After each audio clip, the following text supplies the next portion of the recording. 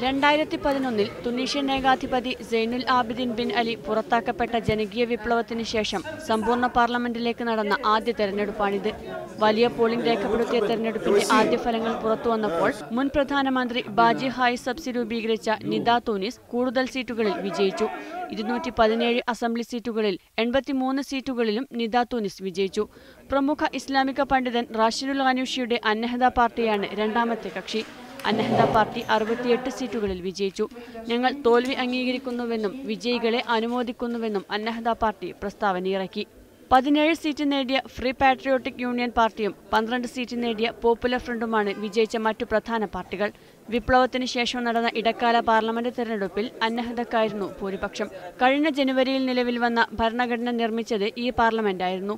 ഇടക്കാല പാർലമെന്റിൽ ഭരണത്തിലിരിക്കെ സാമ്പത്തിക രംഗം മോശമായി കൈകാര്യം ചെയ്തതാണ് അന്നഹദ പാർട്ടിക്ക് ഈ തെരഞ്ഞെടുപ്പിൽ തിരിച്ചടിയേൽക്കാൻ കാരണമെന്നാണ് വിമർശം. News desk, media 1.